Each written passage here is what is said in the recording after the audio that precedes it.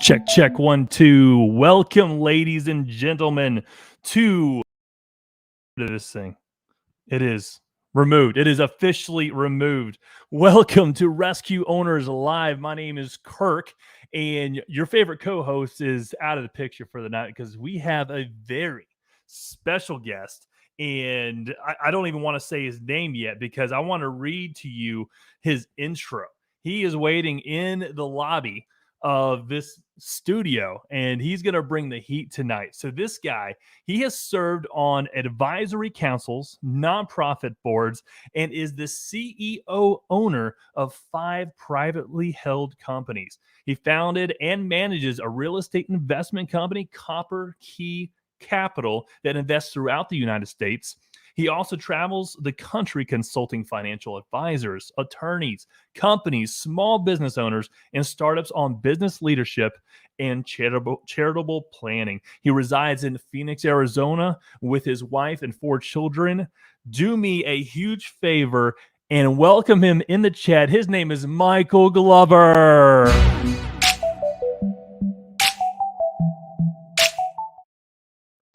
What's up, Michael? How's it going, brother? I'm trying to unmute you. Am I better? Can you hear me now? You are better now. Love it. Let's go. How's it going, Awesome. Dude? Good. How are you doing? Doing amazing. It's amazing. I'm switching camera angles over here. There. Oh, Beth is now in the picture. Hey, how's it going? Hey, Beth. She said hi. Her ears aren't on, so she can't even hear you. So, right on. So you can either scoot out of the picture or, yeah, perfect. I love that. Oh my gosh. So like, it was amazing. I can't tell you how many technical things that happened incorrectly today, but I am so glad to have you on live with us. You're a crowd favorite, by the way. So we had a lot of people say, hey, listen, that Michael Glover guy, we want to make sure we hear from him again. So well. That's nice, but I just do what I can. Dude, you're amazing, man. We love hearing from you, and you always bring some incredible content. I'm looking at our text right now and kind of looking through some of the things we wanted to talk about. I think tonight we kind of want to cover, standards. We want to cover training, and we want to cover processes. Do you have a place that you want to start there? I guess, it all comes down for me when running businesses, it's got to have a good process. Yeah. And those processes can vary depending on if they're key processes, if they're maybe they're just like the finite stuff, but having those processes in place help with training new people as you bring on, as you scale, to try and make it so that they can kind of see the bigger picture of what they're trying to do, what's the beginning, what's the end, and how that process plays in even bigger processes, right? And so when I go and consult other companies and all that kind of stuff, we talk about, quality standards, we talk about leadership and all that kind of stuff, but it all kind of comes down to what is the business doing on a day-to-day basis, and what does that process look like? And once you're able to see that big picture, you're able to identify, okay, this is where the process has a kink. It's not working very well. So what can we do to fix that? Right. And so seeing it in a picturesque kind of format helps with the way businesses flow. So maybe that's where we should start. So our audience here tonight, actually, can you hear me okay? Can you hear me okay? Yep. Okay, well, my goodness, it's all things technical tonight. My audience tonight, a lot of them are, the single business owner that doesn't Mhm. have a team yet, and taking time out of their busy schedule, and I would say the hamster wheel of working in the business, Yep. to work on the business. How important would you say, you know, literally, I guess putting aside time on a daily, on a weekly, on a monthly, what does that look like, and how important is it to do as a business owner? I think the day to day when you're actually in the business, some businesses, a lot of businesses have set times that they have to be there, and that's where you want to be in your business. And so you have to set time outside of that, to work on the business. And working on the business should not take that much time. Even if you just set aside 15, 20 minutes every day, this is what I'm going to do to work on the business. This is the process. Draw out those processes on pieces of paper in a notebook or a napkin or something, just to kind of get an overview. And if that's kind of what you need, just to kind of get an idea of what the process looks like, it might give you an idea of where the process might be broken, to make those improvements real quick, especially if you're a one-man show. You're on a speedboat, right? And so when you make adjustments, you're adjusting really quick. But once you start to scale and get bigger, that's when the ship is bigger and it's harder to make those maneuvers. And so having those processes in place while you're a one-man show is pivotal. It's absolutely important, because then you're able to see, okay, where am I absolutely critical? I have to manually do this, and what can I automate? Right? What can I make sure gets done every single time? If I have a good CRM, or if I have a good invoicing process, that can go out automatically. I don't have to work on that part of the business. Now I can have my focus elsewhere. I was having a conversation with a good friend of mine earlier this week, and speaking about processes, because it's a family-owned business, and Mhm. now they're going through a succession transition. Oh, Because yeah. yeah, so I'm sure you've seen it before. Mhm. Basically, the patriarch, if you would, has everything right here, and Yeah. never put anything on paper, never put down processes, and now they're scrambling because he's ready to, kind of hang up the towel, if you would. How, like, I know it traditionally, I mean, procrastination, right? I mean, people just put it off until they absolutely have to, and then all of a sudden it is a hurry up, like, we got to do this now. What are some things that you can do on the process side of things on the front end so that the back end isn't so frustrating and, pulling your hair out? I've had this problem before. My father started a machine shop about almost 20 years ago, and everything is right up there, right? And so having to come out with a process of how things are done to try and take him out of the process as much as possible has been a lot of work, just because he knows how everything is done. A lot of times we get in this mentality of, hey, it's just faster if I just do it, right? And you can't have that mentality, because if you're out sick, the process is dead, right? And then can your Yeah. business afford to be dead for that long? And so do you have automated emails going out and touching, touch points with the customers? If you're sick, that process, that automated system that you might have, whether it be email marketing or a sequence in your CRM, something like that, is going out and touching those customers. That's still working while you're not there. But just taking a few minutes and just writing out the process will save you tons of time in the future, in case you were sick, or if there's a succession plan. Succession plans really struggle because of that. In particular, is just because there's nothing to show what kind of training materials there are, what kind of processes there to pass on to the next person so they can take it on. So that's just kind of a common theme with organizations, especially with succession. And so, speaking of the specific processes, you talked about the key processes, and one of them that you mentioned was new hires. Um, as far as I would say the key processes, what are they? Like, what would you say? Hey, every single business, regardless of your industry, you need to have X, Y, and Z process. What does that look like? Well, it's going to be different for every organization just because every business is a little bit different. But one of the common key processes I've seen is number one is contract review, and making sure that customer requirements are communicated clearly so that you can, the rest of the work instructions and the process in that way, the work instructions communicate to everybody, whether it's internal employees or contractors or anything like that. Those requirements have got to be listed so that the final product has those customer requirements met. So that's number one is contract review. I would say number two is your actual operations and how are you actually fulfilling those requirements. And then number three would probably be support. Okay, so after customer requirements are met, you send the invoice, which that's also a key process a lot of times because you want to get paid, right? And what is the process to make sure that if the invoice is ignored, if it goes late, what's the process to touch with the customer, contact the customer in a polite manner to get those invoices paid? But how are you supporting it after the process is complete? After the product or service has been delivered, how are you supporting them and bringing them back ultimately? So contract review, operations, and support, all very important. A lot of the people that are listening here tonight are don't even do contracts yet. And I say yet because it's a very important part to any business because understanding roles and responsibilities on the front end is an imperative to a successful Mhm. relationship with your client. And so for those who maybe are going off of a handshake or their word, that's great, but how would you suggest transitioning them into a more I want to say traditional, but I guess a more professional, having a contract, laying stuff out? How would you suggest to get started in that, contract side of things?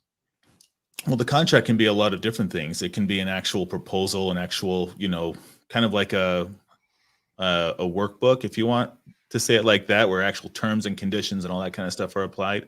Um, I think for especially solopreneurs and things like that, purchase orders and invoices, that could be customer requirements, and your contract right there is you have line items within that invoice that this is X, Y, and Z that needs to be done. This is what's getting paid, right? And in those line items, you have maybe descriptions.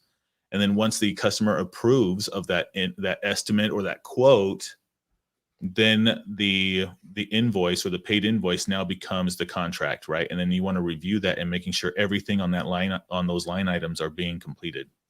And so the more detailed they are, you kind of want to have a balance. Too detailed, it might be monotonous, it might be intimidating to your customers that there's this massive contract.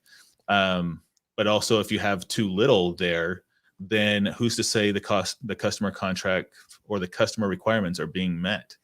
And so it's important to just be clear, be efficient with your communication on that, and then being able to execute. So it just kind of depends on the organization on that customer requirements, just making sure that those are clear. I like that. Clear, efficient, and execution. I mean, if you're taking notes tonight, I hope you are. Like, this is some incredible content, and I hope you take it back. By the way, if you are tuning in, whether it's YouTube, LinkedIn, Facebook, go ahead and do me a huge favor and hit that share button in the bottom corner there because I guarantee you someone in your network needs to hear what Michael has to say tonight. So go ahead and take a quick second and hit the share button as we continue to talk about processes. Michael, you mentioned one of the key processes as hiring. Do you have some hiring, tricks or things that you definitely look for, questions you ask? Or I mean, like, we can start getting real nitty gritty on these processes here, and I know hiring is very important because without people you can't grow your business, and you need people if you have a big vision.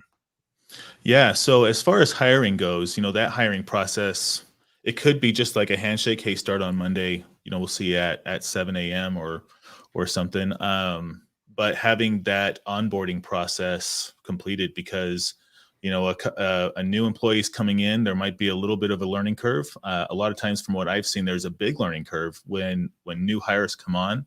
So having training in place, what kind of resources do you have available to them so that they can learn their job, learn their responsibilities as fast and efficiently as possible, and then being able to add on to that as well. So a part of quality management, for example, with the International Standards Organization, with ISO 9001 and the aerospace version, which I've done a lot with in that industry as well, in AS 9100, a lot of that has to do with leadership commitment on how you support, right, your people, not just your customers. And so when we talk about support being a key process, it's also, how do you support your employees? What kind of infrastructure is there?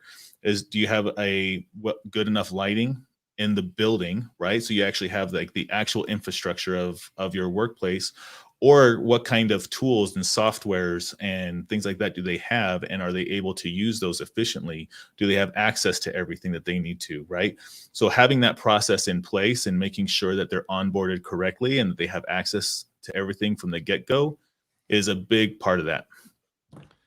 So I absolutely love how you mentioned your commitment to leadership and the development, because when it comes to hiring, you need to be able to find them, attract them, align Mhm. them, but developing them and retaining them is just as important. And so Yeah. often, I'm sure everyone has been in an organization where people are threatened if you have an idea, or if you did something better than your boss did, or whatever that case may be. It is, I mean, I got through reading several books on John Maxwell as of recently, Mhm. talking about the law of the lid, and the five levels of leadership. Mm. And it's very interesting to see, like, I score myself, and I'm like, man, I'm low in a lot of these categories. You And also are your hardest judge too, though, just to be fair. that's true. That's true. But at the same time, I think it's good to have, myself, maybe Beth, do it on my behalf to see, from her perspective, what my leadership is, and then maybe get a client to do the exact same thing that I trust, right? And so now I'm all of a sudden getting some really, really good feedback, because Yeah. I want to be able to, you know, empower our team to do great things. Yeah. And the thing is, like, to your point about succession planning at the very beginning, is so often it is all right here in their head. And if you don't empower your team to do it, then you are your business, and you can never walk away from it without it failing. Absolutely. Absolutely. And having those leadership skills with your team, just to touch on that a little bit, is your team has a lot of different ideas of how they want to see things done, right? As soon as you hire somebody to get on, they're going to instantly try and gravitate towards a way of how they would do it. And their way might be a little bit better, right? But you have to have a process in place that says, no, no, this is how it's done. Bring in your suggestions and see how we can tweak this process, but don't go off and go do your own thing, right? Do what we're doing, because this process is just a one piece in the bigger puzzle of all the other processes that we do, right? So if you have, in the sales process, for example, someone comes in, they inquire on your website, or you're maybe making cold calls, is how do you qualify that person really quickly? And then what happens after that? That qualification process of your client may be a whole entire process of its own, right? And then it's moving on to sending out estimates and sending out, invoices or contracts or something like that. And then that one piece is a process in itself that plays into a bigger role. And so having that leadership to hone people in, but then also give them the room to kind of add their own suggestions and add to it to try and make it better. And then if it doesn't work better, you show them how that breaks the process, right? And so that's just kind of the process approach to leadership, but also investing in your people, right? Are they we started a thing a long time ago in one of our businesses, where we were going to do like this book club, right? And we selected a book. We were all going to read the book together on our own time, and then come back together and share our insights chapter by chapter by chapter. But what we found was that some people found the book boring, right? If I'm reading a book on marketing and I want everyone to read that, my legal team is going to be Boresville, right? Or if we're reading a legal book, my marketing team is going to be Boresville, right? So it's one of those things that we eventually said, okay, we're going to invest in training for everyone, and we're going to buy this access to whether it's Udemy or Coursera or something like that, and you guys pick the courses that you feel would be best for your position at the moment. What is it that you need to learn? So my legal team is wanting to do more contract review and legal contracts and things like that. My marketing team is wanting to do more courses in sales and marketing and funnel building and things like that. So now they're all engaged, and when we get together, we talk about real quickly, what are we learning that we want to share with the whole team? What do we find fascinating? And the engagement is way better than what it was in just the book club. I love that, because now you're targeting exactly what they need to, study to learn. And so you mentioned a couple of resources there. You said them so fast, Udemy and something I wanted to make sure the listeners. Yeah. So say it again. Coursera.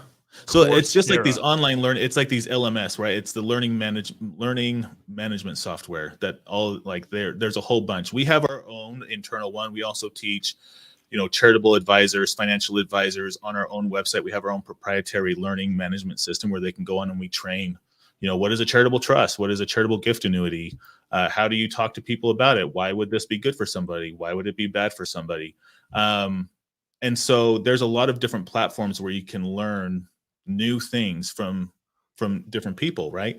But Udemy is what I personally use, just because I like to go in and learn dorky stuff like Six Sigma stuff, statistical software, and or I might want to learn more about process flows, or I might want to learn more about sales, how to talk to people, how to negotiate. So those, like Udemy is great because it has a whole spew of stuff, right? And like I think for like $30 a month, you can have a personal plan, and they have all their top level courses that you can search for, and it will show what's included in the plan and what, if I have to buy a $10 or a $50 course outside of that, then if it's something I really need, I'll buy it. But I also want to give that to my team also, to have their accounts so that they can look at what kind of courses might pique their interest, so that we're always not just learning new things, but we're always in the process of trying to learn new things, right? So when we have a customer come in and they give us maybe some unique, well, I'll say unique and not wonky, right? We're already in that mode of, how am I learning to do this? What way do I need to maybe tweak the process or make a new process for this client to make sure that the customer requirements are met? But it gets us all in that mode of where we're trying to constantly learn and do something a little bit different than what we're always doing day to day. And so it keeps things nice, keeps things fresh and new on the day to day, which is great. I love that. And just as a reminder, while we have Michael here live, take advantage of the situation. If you have a specific question for your specific industry, feel free to throw that in the chat, and Michael will answer it live on the spot. So try to stump the guy. I dare you. It won't be that hard. I doubt that. This guy is very smart, and he does a lot of training, as you can tell, and a lot of reading. So if you have any questions, and I mean, check out his resume online. This guy, he's been there, done that. So make sure you take advantage of the time that we have left with him tonight. But yeah, if you are just now joining us, Rescue Owners Live, my name is Kirk, and you're on with our special guest, Michael Glover. And if you have any questions at all, go ahead and let us know. If you are liking what you are hearing, if you're taking notes like I am, I mean, I'm already halfway through a page, then go ahead and hit that share button, because we want to make sure that everyone in your network is aware of what we're doing here tonight. And by the way, every Tuesday from 7 to 8 p.m. Eastern Standard Time. So if there's someone in your network that likes to learn, likes to train, jump on this free event every Tuesday night, and we will take care of you with special guests like Michael. So Michael, I love what you're talking about here. We've talked about processes, we talked about training, and we briefly, I mean, I saw you throw in some standards over there. You started racking out some numbers that just made absolutely zero sense. Can we go back to the International Organization for Standardization that you kind of started hinting towards? Tell me a little bit about that, and how So you are using it. yeah, so ISO is the International Standards Organization, and they have standards for pretty much everything. Um, they have, you might a lot of times I see it all the time, an ISO registration for personal identifiable information, or PPI, right? Website security has an ISO, it's 27001, I think. And so the one I focused on, and one thing I got certified in, was quality management, which is ISO 9001. And every so often they come out with new standards, maybe updated standards. So you might see ISO 9001 2008, then there was 2015, and then they're due for, I think, another one here pretty soon, where they just update the standards. And it's pretty much like the big organizations like Boeing and Lockheed Martin, and some of these other really big organizations that say, hey, this is what we want from our suppliers to meet this quality level. So within that standard, you have, leadership commitment, you have planning processes, you have support, you have operations, what else? Training and competence. It's great because it fits every organization. ISO 9001 fits every organization. And you can be just compliant to that standard, or you can actually be registered, where you get audited every year to the standard. How are you, meeting customer requirements? A third party comes in that you pay for, by the way, where they come in and they audit you with a completely different view than what you yourself do, because you're in the hamster wheel, right? You're the one working the process and you think your process works great. Well, now this auditor is going to come in and audit you, and he might actually have findings, right? We call them findings or non-conformities, that say, okay, you say you're doing this, but you're actually not. So here's a root cause. We want a root cause, a corrective action, so that it fixes the process and it's never going to happen again. And so you have this idea that your organization, and it's built for either a one-man show or a massive organization like SpaceX or Walmart or any other kind of training or business that you might have.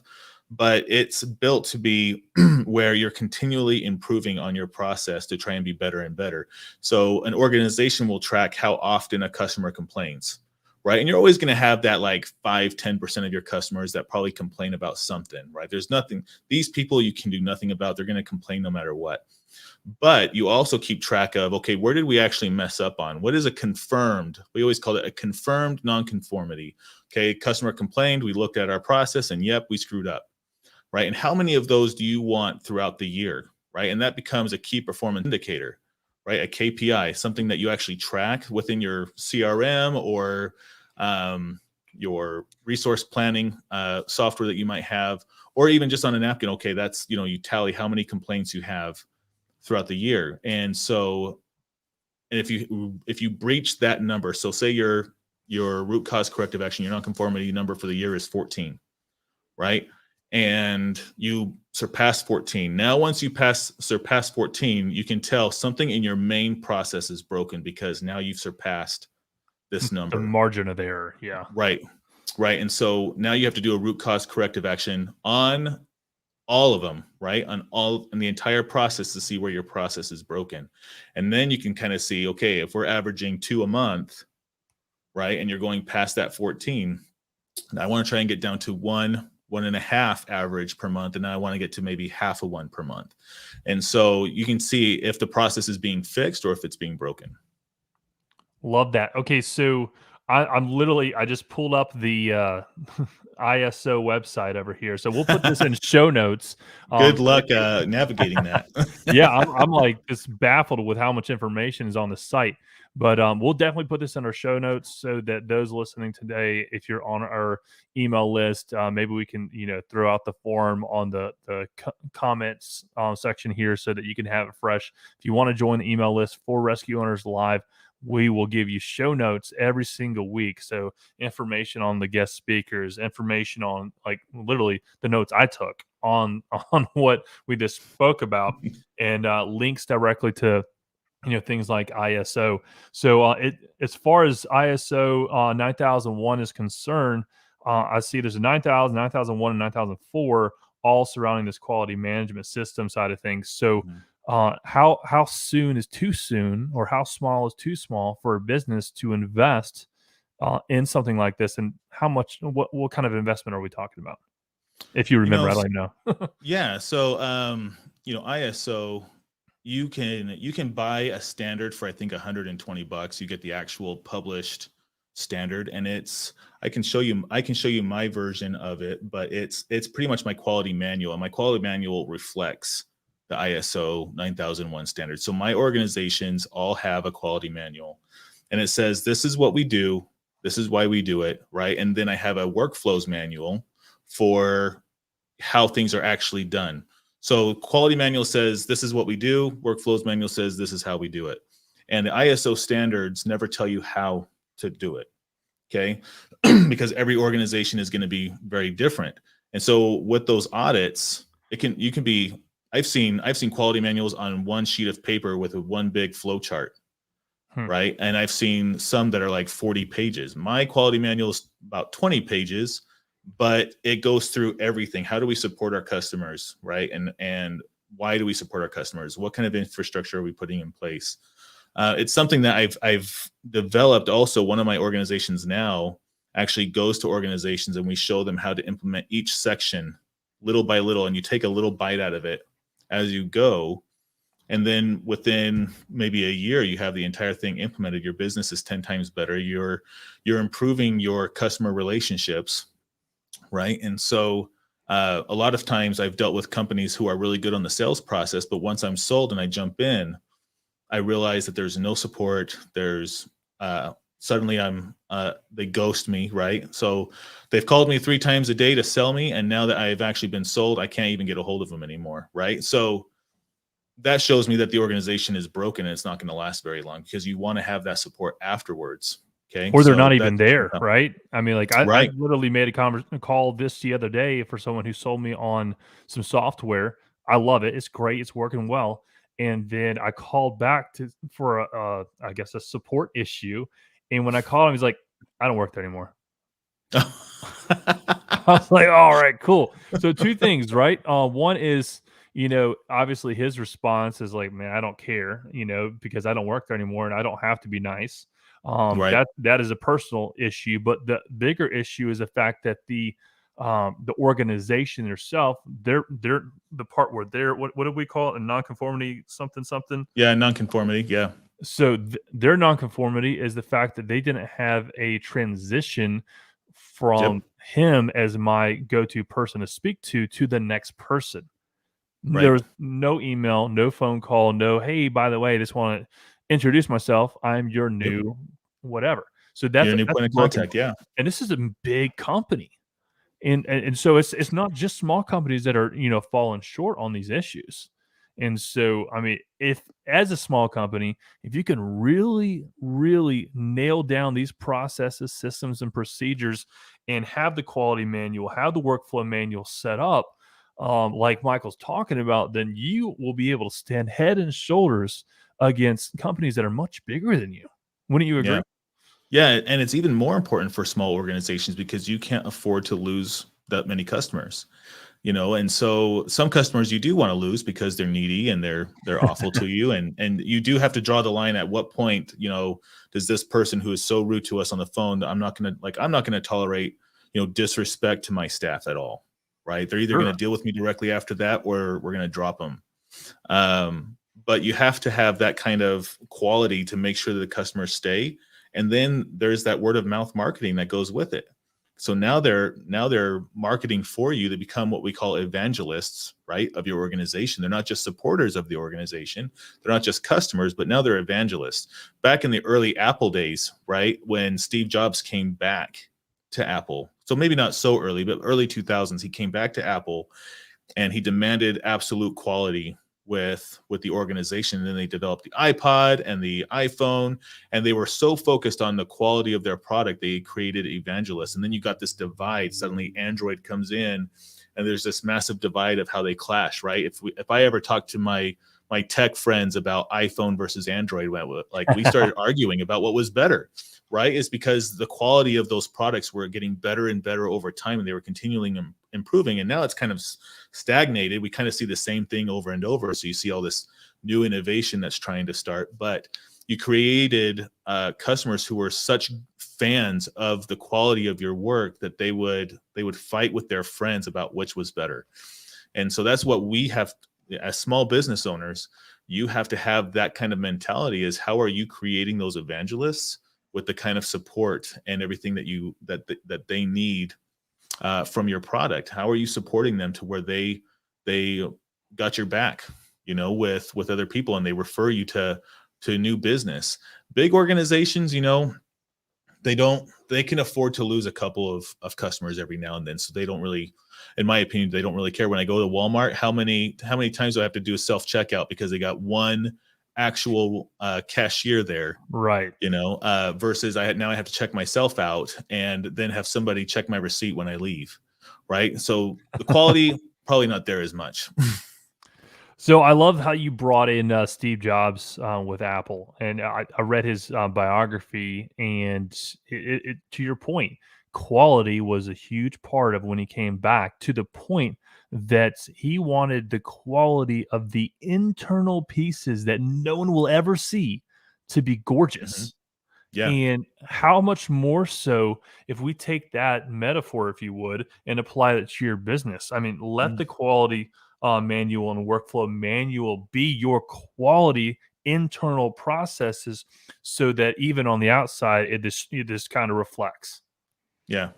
Yeah, and that also reflects in your employees, because if the employees have a good process to go by, they know how things work, they know where the boundaries are, that reflects within your employees who are in charge of your customers, right? And so you can hear when somebody enjoys their job, you can hear when they absolutely hate their job, right? And so that subconsciously, whether you like it or not, affects whether or not you do business with that organization, right?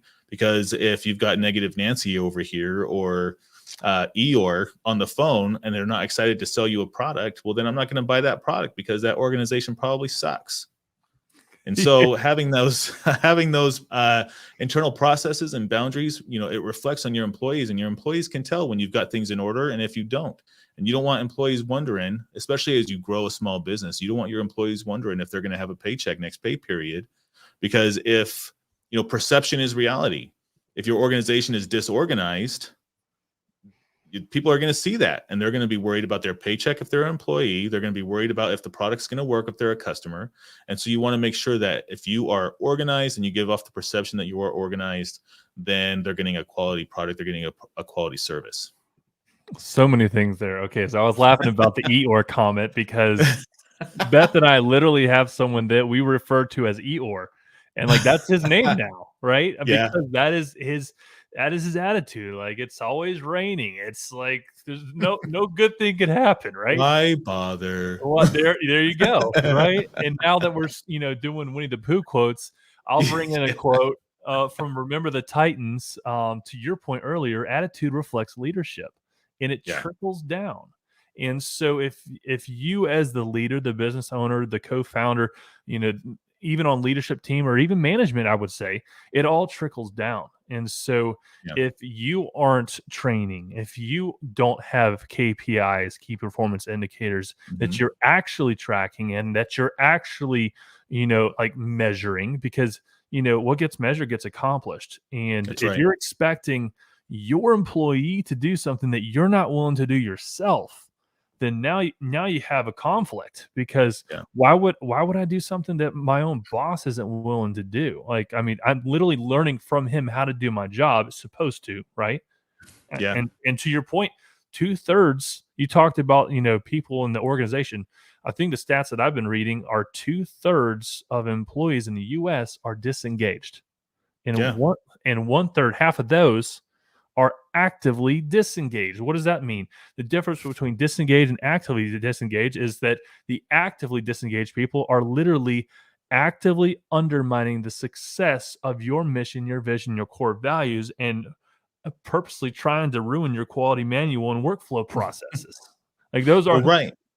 so, like, talk to me a little bit about how you, I guess this probably kind of goes back to a hiring process to make sure that you kind of weed them out on the front end. But let's Yeah. say that they make it through all the processes that you had lined up, all the filters they made it into your organization, and all of a sudden they are completely 180 of who you saw in that interview room.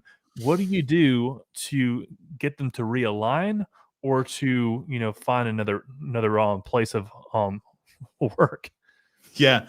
So at that point, you have to see if it is if they are willing to change or if they're not. And if they're willing to change and they're able to, go with the process, change the attitude, whatever the company culture is, when I would go and audit these organizations, a lot of times employees were scared to deal with an auditor, which is understandable, right? Because you're going to write a report based on what you found. Did you find that they were in a line with what the company said they were doing, or did you find that the process was broken? I literally had a guy, I asked for like a PO or a purchase order or something, right? And he was handing it over to me, and you can see his hand shaking. And Oh, I just wow. snapped it from him, and I go, dude, you've got to relax. I was like, I'm not here to audit you. I'm here to audit the process. And if I find something, it's actually the leadership's fault, right? Because it all stops with leadership commitment. And Yeah. is this person, so if I have to do a finding on this person, right, in purchasing, for example, like what I was there for, if there is a non-conformity there, I'm going to look at the process and why this person was not trained. Was this person trained? So I'll look at the training records. Okay, this person was trained. But how many times has this process been broken, and why hasn't leadership found it yet? And so if that's the case, and to go back to your original question, is, someone comes in and they're completely 180, you give them every chance to succeed. And if they don't, you got to sever ties, right? Because your organization, I don't want someone who's completely engaged over here and then having this person come in and pardon the pun, but they act as a cancer to your organization. If they're disengaged, I'm trying so hard to keep everybody engaged that one person disengaged will drop everyone's productivity level, right? And I don't want that. I want everyone engaged. I want to invest in my employees.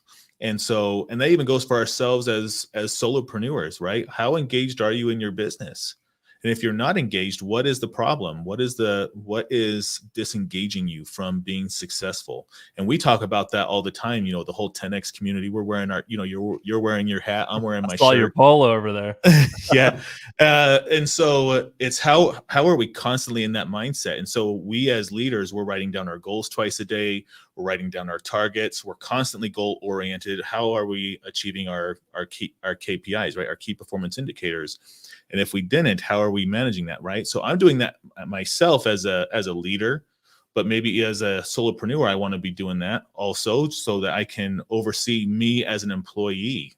And if I'm disengaged, I've got to either make the commitment to re-engage or shut down the business, right? Because it's not going to be bringing me any kind of happiness if I'm disengaged at something I'm supposed to love. And so as far as your original question going back, if the person, you've done everything you can to make them successful and they're still not, you just got to cut ties big time. Yeah, and like quickly too. I mean, you don't want to string out the process, because when you have a disengaged employee, they've been disengaged long before you probably even realized it, honestly, right? Yeah. And time theft is huge too. Yeah, so interesting. You mentioned, you as the business owner, but also you personally. We talked about some annual planning that we were doing for the first 3 episodes of Rescue Owners Live for season 2 this year. We talked about doing a SWOT analysis, not only on your business, but you as a person. Yeah. So what are your strengths? What are your weaknesses? What are your personal opportunities and threats?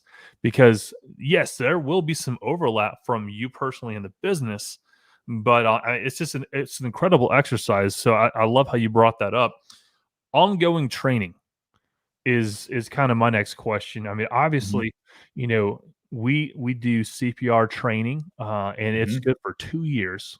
And a lot of times when we train people, it's a requirement for the job. They're like, man, I would ask, I was like, hey, when's the last time you got trained in CPR? He's like high school, like 40 years ago. And I'm like, oh my you might want to gosh. brush up a little. Up a little. And so with technology the way it is today, doubling every week, month, I mean, it's fast, right? And so how important would you say to, constantly be training and not just, train something and say, "Oh, I'm good for 2 years or longer." How important would you say to continually train and make sure you're on the cutting edge of the latest and greatest of your industry?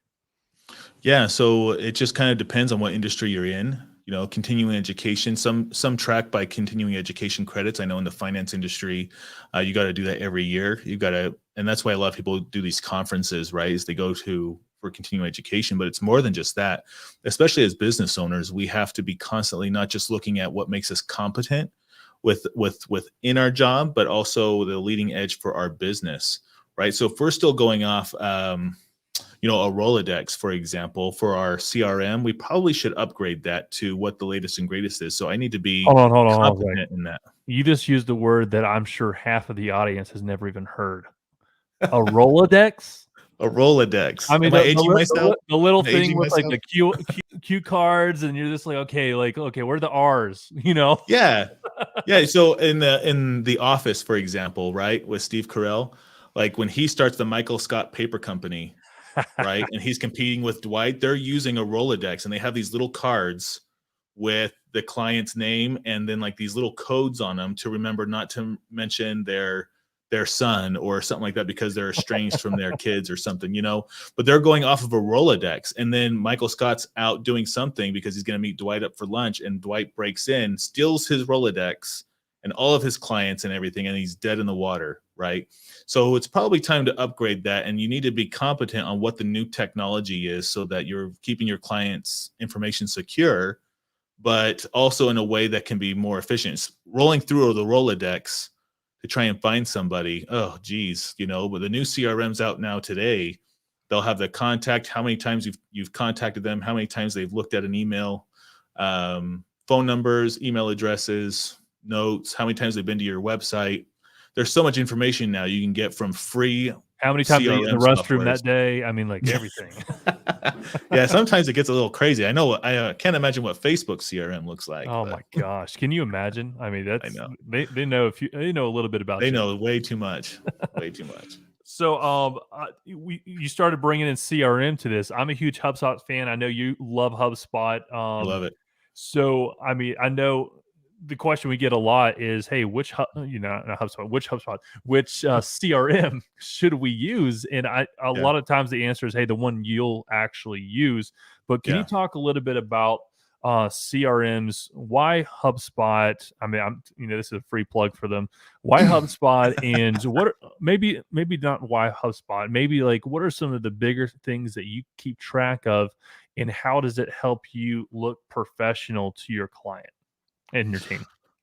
Yeah, so even if you don't use HubSpot, I see a lot of people just use their phone contacts and they just leave notes in their phone contacts. Every time they communicate with a client, they leave notes of what you guys talked about the last time. So the good thing about using HubSpot in particular is that they have a free CRM version, and then they have the paid tiers for sales and marketing and support and website building and all that kind of stuff. But you don't really need all that right off the bat, right? You need something that will keep track of how many times you've contacted somebody and who's fallen out of contact. So that's what I want to see is who am I in my contact list in my CRM have I not contacted within the last 60 days or 30 days or something, and I need to make sure that contact is fresh, whether it's even just a marketing campaign, maybe a quick email, hey, how you doing, just wanted to touch base, see how you're doing, see if you're getting everything that you need. That's a big deal because your clients don't feel forgotten, right? And you're able to see when was the last time they bought from you, and is their certifications lapsing? So one of my companies, we teach people how to do ISO, and we give them, a bronze certification, silver, gold, and then it goes into the gems, ruby, emerald, and then diamond, right? And so how are they doing in their progression towards diamond and building a quality organization? And what kind of support do they need from me to make sure that they know that they're not forgotten, that we're thinking about them, and we want their success just like they want our success. And so a CRM is a great way to manage all of that. And it also manages how many meetings do I have today? How many meetings have I had in the last month? right? And I can have those key performance indicators right there on my dashboard that says, okay, I'm falling short on my phone calls, or I'm falling short on my overall activity, whether it's, completing tasks, sending out emails, making phone calls. What am I doing as a leader for my business, but also me as a representative to my organization? Where am I falling short? Where am I succeeding? How am I forecasting my business? The CRM will do all of that for you nowadays. And it's not just HubSpot, Zoho and the other. Pipedrive, Yeah, I think is a big there's so one. many others that will do so much like that for you. So it just kind Salesforce. of depends. Yeah, Salesforce. What is it? Keep nowadays Yeah, instead of yeah. Infusionsoft. Yeah. So there's just so many, right? And some of them are really expensive because they have automations too. So one of my organizations, we pay for the professional version of HubSpot, which is like $2,000 a month, and it's expensive, right? Even for our organization, who has about 300 million in assets, we still think that that's expensive, but Hold we're on, hold on, going hold in. on. I want to make sure that the audience heard what you just said. 300 million in assets. That's awesome. Congratulations, by the way. Thank you. Yeah. So Thank you. is that your real estate portion? Wait, which one is that? That one is legacy. Okay. Yep. So Yep. That's so awesome, it's dude. the Congratulations. nonprofit donations. It's Yep. Yep. all that kind of stuff. Hey, So throw a plug in there we if you want. I mean, like, tell the people what you do, brother. so with that organization, we help charitable planning. So it's family office, high net worth individuals that have a charitable mission, and they might have business interest or real estate, something complicated that something has grown so much they're going to have capital gains tax, they're going to have some kind of tax problem, or maybe they're just wanting to teach their kids the impact of money, because wealthy individuals and wealthy families are concerned about passing on a ton of money to their heirs and then ruining them for the rest of their lives. And so we teach families, and we help with charitable planning so that you make a great impact to your community. You teach your kids the impact of money, but also you do a lot of really great things. And so if you're going to sell a business, for example, and there's going to be a massive capital gains tax or something, you get the business appraised. We'll move some stock into a charitable trust or a donor advice fund, something, some charitable vehicle that gives you a deduction of some sort, whether it's 100% deduction for what you give at fair market value, or a partial deduction because it's going to give you income for the rest of your life. We do all of that kind of stuff. And so people have donated business interests, cryptocurrencies, elephants. We take care of elephants in Thailand. We have 4 there. Wow. And real estate is big also. So we have a ton of real estate that we bring into the charity, we sell it off, we liquidate, and then we invest it either into more real estate or into other kind of investment vehicles. And we work with financial advisors and those who are professionally trained to do all that kind of stuff. So we're an open investment platform also. So no one on our team manages the investments. So that's just kind of what Legacy does. And we help run programs. So family foundations, little incubator programs where if I want to, like I have 4 sons, for example, and I want to teach them the impact of money, we have a program with Legacy that we go out and we volunteer as Glover Charities, right? And it teaches our kids to be a part of something bigger than themselves, and it makes them a more well-rounded individual than they otherwise would have been if they had any kind of charitable intent to begin with. I really like the way that you set that up and the way that you're teaching your kids, all these things. Very important. And for real quick, if you do want to learn more about Legacy Global, we'll put that in the show notes as well, so that everyone here can have information and access to Michael Glover to learn more. It's worth a phone call. Check him out. It's some really incredible stuff. To the previous topic of CRM. I know a lot of people are, kind of thinking, okay, that's great that I know how many calls, how many meetings, how many emails, blah, blah, blah. But what does that actually do for me? And if you're asking yourself that question, you're able to, all that is the recipe for the amount of revenue you got for that period, whether it's a year, Yeah. a quarter, a month, a week. Mhm. And so you're able to reverse engineer exactly what production. And when I say production, I mean phone calls, visits, emails, meetings, all these things that, Michael just mentioned. you're able to reverse engineer that and know exactly what you need to in order to hit your next revenue goal. I know we're wrapping up in the last, few minutes here. You mentioned KPIs earlier. So, Mhm. um, can you kind of share KPIs, key performance indicators? Can you share a few of maybe your personal KPIs and maybe some KPIs for specific positions in your companies? Yeah. So one of the big ones is that we are looking at our activity for the entire organization. I don't care if you're in sales and marketing. I don't care if you're in admin or in finance. On our dashboard, we are looking at the activity of each person, whether it's tasks completed, because maybe they're not customer facing, they're not going to have phone calls, right? But we make it fun. We make it a competition of who could have the most activity than everybody else. And so it's not necessarily a specific KPI. It's more of like, I want to see that you're actually doing something. Um, with another organization, it has to be a certain amount of phone calls, right? And I worked for one organization where the KPI was 80 dials a day and 4 hours of talk time, and that was kind of a phone job, right? So half of my day on the phone was my job because I was a desk phone job. So if I'm not on the phone at least half the time, what am I doing? Um, Another one is how many contracts are being sent out and how many contracts are being signed, right? So how effective is our qualification process for these clients that we qualified them, they're good to go. These are good people that can execute. But why aren't they paying? Right? Why aren't they signing the contracts for certain things? And so that's a KPI is contracts sent versus contracts completed. And it's not so much of what the KPIs tell you, right? Or it is what the KPIs tell you, right? So like 80 dials a day tells you if you're engaged at work, right? How many tasks are you completing? Are you competing with everybody else? Are you as engaged as everybody else at work? That tells you a story about your organization, right? And so when you say like, yeah, I don't care about how many phone calls I'll make, I don't care about how many emails I send out, but that's telling you something about not just yourself, but your organization.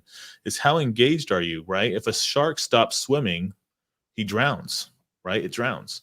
And so it's got to keep moving. Your company is just the same way. It's got to keep moving. It's got to keep identifying where the performances are, where is the performance lacking in order to survive. That's awesome that you mentioned the keep moving. Mhm. There's a great quote about when you're in hell, keep moving, right? And I forget the exact You're going through hell, just keep yeah, going. that's the one. That's the one. It's the country song. Yeah, that was that what it was? Oh, it was a country song. Okay.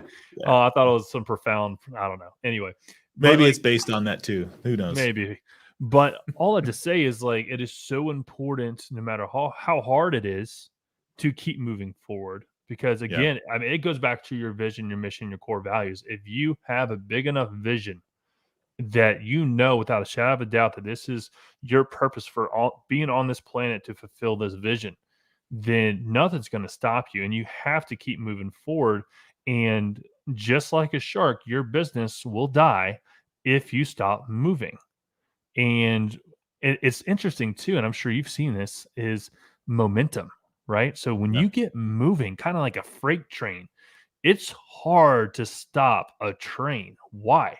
Because you've built up this foundation, which are all these cars behind you that are full of your, quality manuals, your workflow manuals, and all the things that made the interior and exterior look good and actually operate professionally. And when you get that all, set, it might take some time, right? But when you get it, it's heavy, it's moving, and now you have momentum, and now it's just gonna carry you through any sort of, dips in the market or dips in, the industry or whatever. So, you know, kind of closing thoughts here, momentum. I mean, what are your thoughts on momentum and what does that mean to you, your business, your organization, and whatnot? Yeah, it's absolutely important. The whole point of a process is kind of laying out the tracks. To kind of continue with your I like it. freight train metaphor, right? You gotta know exactly where the train's going. Where are you headed? And that's how you can kind of create that. And a train, has to go really slow around the curves. And so if you have to curve and maneuver because your process isn't straight, your process isn't streamlined, you're going to lose that momentum. And so as far as quality management, as far as business process, all that, it all goes into the momentum of your organization. Is how fast are you able to execute on customer requirements and still support them so that they keep adding on, they keep bringing in either old business or new business or whatever. And so having a streamlined process keeps that momentum going. That's awesome. Well, Michael, is there anything else that you would like to leave with the audience, whether it's how to, get a hold of you easier or whatnot? I mean, this is your moment to shine. Close us out with any, amazing words of wisdom that you like to throw out there. Yeah. So just always keep moving. There's always bad days. You keep pushing through. There will be good days in the end. If you need help with streamlining your process, I'm always available. They can go to michaelglover.com and see any kind of the organizations that we're running and get the support that they need. So that's just how I'll end that. Love that. Absolutely love that. I was trying to pull up your website there. So we'll just throw that in the show notes so that everyone knows michaelglover.com is the best way to learn more about Michael Glover and reach out to him. He'll set up a demo, a meeting, whatever it takes so that he can serve you and your business. Ladies and gentlemen, this has been another incredible episode of Rescue Owners Live, Season 2, Episode 4. We're here every Tuesday from 7 to 8 p.m. Eastern Standard Time. Thank you for joining us, Michael Glover. Give it up for Michael Glover, everyone. Thanks, Throw him some love in the chat. We'll see you next week on Rescue Owners Live.